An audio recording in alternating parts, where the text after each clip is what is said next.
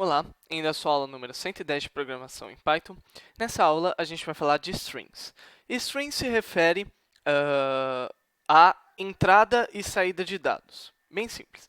Se você lembrar, na aula 1, 109 aulas atrás, eu falei que um programa ele se baseava em um input, uma parte de processamento, e um output. Então, essa é a interação básica do usuário com o computador. Quando a gente começou a programar em Python, a gente viu que existem algumas formas de input, uma caixa de texto, um clique do mouse, ele digitar e eu colocar a funçãozinha input, entre outros. E como forma de output, eu posso imprimir uma informação na tela,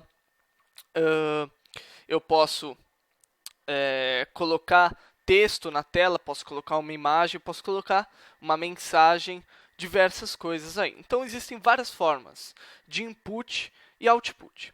Só que o que é a input e output default no Python? Então, você vê que a aula de hoje tem dois arquivos de explicação simples, que é o arquivo 110.py e 110b.py.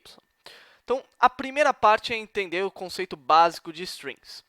Então, em Python, a gente tem três standards saídas ou entrada de dado. É o standard in, stdin, que é o standard input, stdout, standard output, stderr, que é standard error.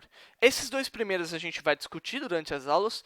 O stderr, o funcionamento dele é muito semelhante aos dois primeiros, só que ele é muito mais difícil de usar. Então, se você tiver curiosidade, você pode olhar no livro Programming Python, lá tem alguns detalhes sobre o stderr, mas eu não vou discutir isso durante as aulas, até porque não é um assunto tão relevante assim.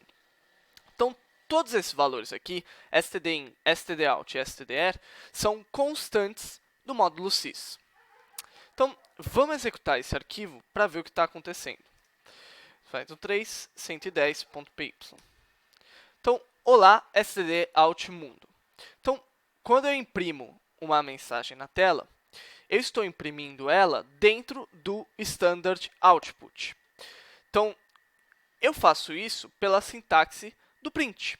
Print olá mundo, e aí eu imprimo essa mensagem que está aqui dentro. No caso, que é essa linha de código que ele executa, só que ele só mostra o que eu estou executando. Então, olá, standard output mundo. E qual que é o standard output? Standard output é a linha de comando onde o programa está sendo executado, certo? Só que isso é o equivalente a dizer sys stdout.write olá stdout mundo mais barra ao contrário n. Por que isso é o equivalente a dizer isso? O sys stdout ele não é só uma constante, ele é um objeto.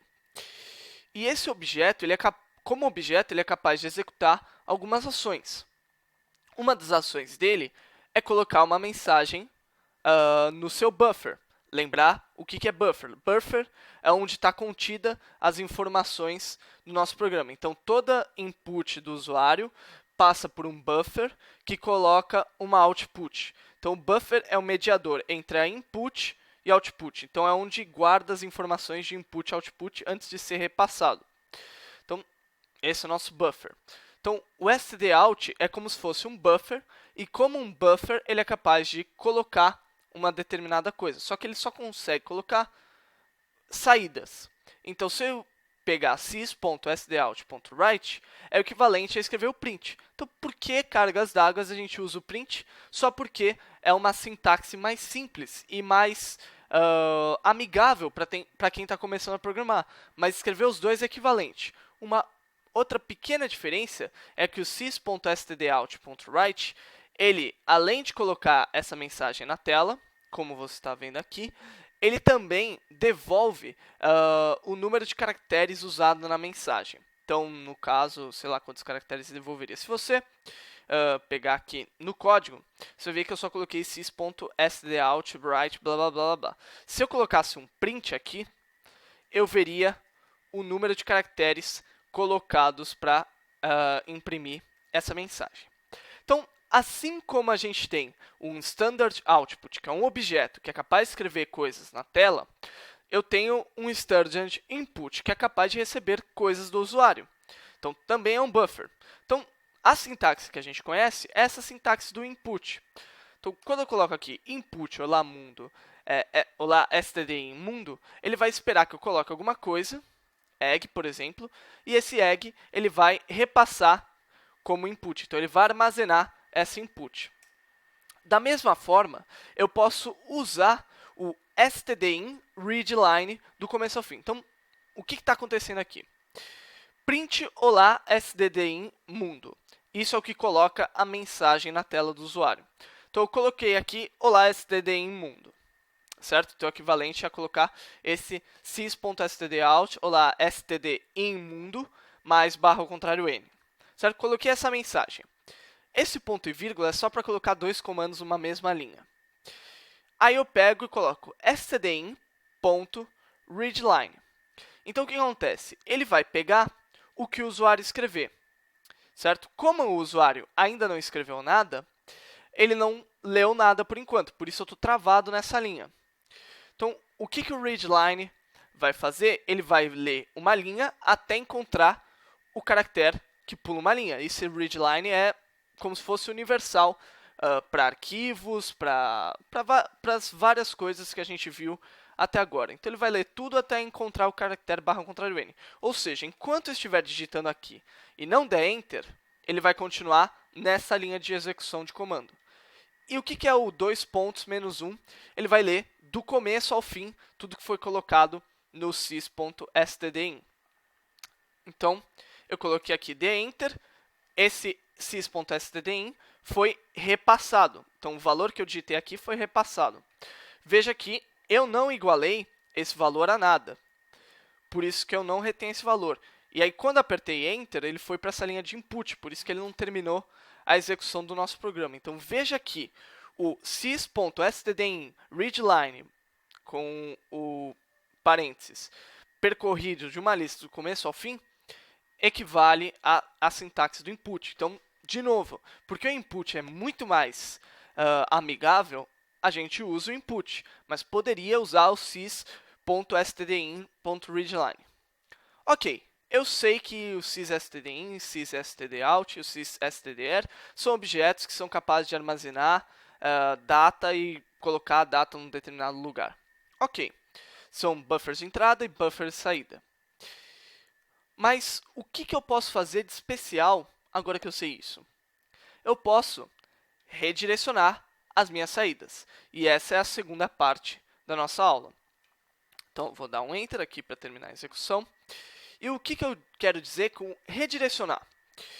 Redirecionar significa que eu posso pegar a execução de um determinado arquivo e colocar em outro, ou pegar o que está dentro de um arquivo e colocar em outro.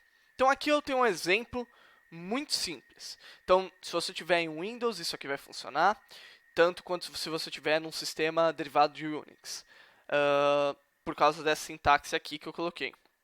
Então, vamos lá. Vamos executar esse arquivo para ver o que está acontecendo. 110b.py. Então, vamos lá. Olá, stream mundo. Termine pressionando Ctrl D. Então, tá vendo que aqui, antes de mais nada, apareceu uma execução do arquivo intersect. Então, o que tem no arquivo intersect? O arquivo intersect é uma função super simples. E o que ela faz? Primeiro, ele imprime uma mensagem dizendo, olha, a gente está executando o programa. Se você tiver no Windows, tem que apertar Ctrl Z para terminar. E se você tiver num sistema derivado do Unix, você tem que apertar Ctrl D. E o que ele vai fazer? Ele vai percorrer, ele vai ficar pedindo entradas de números, até que você dê um Ctrl D ou Ctrl Z. Essas entradas de números, ele espera números inteiros. E aí ele vai pegar e vai imprimir o quadrado do número ponto. Então, é um programa super simples. Recebe um número, imprime o número ao quadrado. Ok, a gente já fez isso numa das primeiras aulas. A primeira linha, que é a execução do nosso programa, a gente chamou was.system, lembrar do was.system, e executamos o arquivo, como a gente executaria na linha de comando. Então, aqui, se eu colocar 3, ele imprime 3 ao quadrado é 9. Se eu colocar 11, 11 ao quadrado é 121. Se eu colocar 44, 44 ao quadrado, blá, blá, blá, blá. Se eu der um Ctrl D, ele aparece a mensagem de tchau e acaba o intersect. E para nessa linha aqui de input. Ok, acabei o intersect. Veja que, na sua pasta da aula 110, também existe um arquivo chamado input.txt. O input.txt só possui dois números, 8 e 6, cada um numa linha. Então, se eu executar o comando no Linux cat input.txt e no Windows type input.txt, eu posso ver o conteúdo desse arquivo que está aqui. Então, aqui eu leio o arquivo input.txt, leio o 8 e 6, cada um numa linha. Agora, o que eu vou fazer? Eu vou executar o arquivo, execução do arquivo, a intersect. Nossa, ficou esquisita essa frase. Mas o que eu vou fazer? Eu vou pegar e executar o arquivo intersect.py e vou usar como entrada de dados o input.txt. Como assim? O meu standard input não vai ser algo que o usuário digita. Pelo contrário, vai ser a entrada do arquivo. Como assim? Se eu for aqui, de novo, na minha aula 110b, você vai ver que o comando que a gente está executando é o comando número 2, que é esse aqui. No Linux, é esse comando aqui, Python 3 intersect.py. Aqui tem uma boquinha, input.txt. E o que isso significa? Essa boquinha aqui é como se fosse uma flecha. E o que essa flecha indica? Indica que o que está no arquivo input.txt deve ser usado como input para o arquivo intersect.py. Pô, vamos entender isso. O arquivo intersect.py espera receber uma entrada de dados. O input, a gente viu, que é equivalente ao sys.stdin.readline e um 2 pontos menos 1, certo? Então, ele vai ler a linha. Só que uma linha do meu input.txt é 8 e outra linha é 6. E eu defini que o input.txt é a entrada de dados. Então, é como se eu digitasse 8, desse Enter, digitasse 6, desse Enter, na execução normal do meu programa. Então, por isso, ele executa o meu programa normalmente. Então, aparece Olá, string mundo, termine pressionando Ctrl D, entra o número, e aqui ele entrou o 8, ao quadrado é 64. Entra o número, ele entrou o 6, ao quadrado é 36. Entra um número, deu tchau, porque ele chegou no fim do arquivo. Então, por isso, eu não poderia colocar um caractere especial. Melhor é colocar o fim do arquivo mesmo e fazer um bloco de try except. Então, enfim, o que acontece? Eu direcionei a entrada do meu intersect.py, então, meu standard input, passou a ser um arquivo, a partir dessa sintaxe da linha de comando. Então, você tem que fazer isso na linha de comando, colocar esse tracinho, tanto no Unix quanto no Windows. Isso aqui vai funcionar legal. Agora, eu não posso somente direcionar a entrada, eu também posso direcionar a saída. De maneira equivalente. Qual seria a maneira equivalente? Seria colocar, em vez de uma flecha apontando para cá, uma flecha apontando para lá. Então, o que eu estou falando? Quando eu coloco dessa forma aqui, o que eu escrever no intersect.py deve ser jogado para o input.txt. Então, eu estou fazendo com que o standard output do meu arquivo não seja o standard output default, que é a linha de comando, mas sim um arquivo txt que eu especifiquei, que é essa terceira linha de execução que a gente vê aqui. Então, execução do arquivo intersect a partir da entrada do input.txt com saída em output.txt. Então, estou fazendo isso aqui. Eu estou pegando Python 3, intersect.py e estou definindo que o standard input do intersect.py é o input.txt. Aí, aqui é como se eu colocasse um parênteses imaginário. E aí, o que sair dessa execução deve ser colocado no arquivo output.txt, que a gente já consegue ver. Se eu abrir a minha pasta, 110, você vai ver que tem aqui um output.txt, que se eu abrir, você vai ver olá, string mundo, os tracinhos, entre o número 8, 8 ao quadrado é 164, entre o número 6 ao quadrado é 36, entre o número tchau. Então, exatamente a saída que a gente havia visto anteriormente, com exceção do acabou a execução, que o acabou a execução está dentro do meu 110B. Então, com isso, eu consigo direcionar entrada e saída de um determinado programa. E por que cargas d'água isso é importante? Isso é importante, não é absolutamente necessário, mas pode ajudar a facilitar a sua vida e organizar seus programas. Como? Vamos supor que a determinada execução de um programa, você queira que, deu um erro, eu salve esse erro no arquivo de log. Eu posso, óbvio, escrever o arquivo de log usando a sintaxe open, aí o arquivo, blá, blá, blá, blá, blá. Ou eu posso definir que a saída do meu programa é um output.txt. Da mesma forma, eu posso pegar esse output.txt, que foi o erro que aconteceu, e passar para um outro arquivo. Esse arquivo vai só lidar com os erros encontrados dentro de um determinado aplicativo. Então, isso ajuda você a organizar. Aqui tem o meu script de lidar com erros. Aqui tem o meu arquivo, o log que tem todos os erros. Isso organiza o seu programa. Isso não é tão incomum você encontrar, por exemplo, um aplicativo que, se acontece um erro, ele aparece lá, ajude-nos a melhorar os nossos sistemas mandando mensagens anônimas para não sei o que. Essas mensagens anônimas nada mais são que logs de erros de execução e outros problemas que aconteceu, tempo de execução, essas coisas. Então, esses logs eu poderia pensar que, termina a execução do programa, ele cria um arquivo txt, e aí um outro script.py que consegue se conectar à internet, como a gente vai ver mais para frente, manda os resultados da execução para um determinado servidor, e aí o programador consegue receber os detalhes da execução do seu programa, melhorar o programa dele, ou até lidar com os possíveis erros que possam acontecer.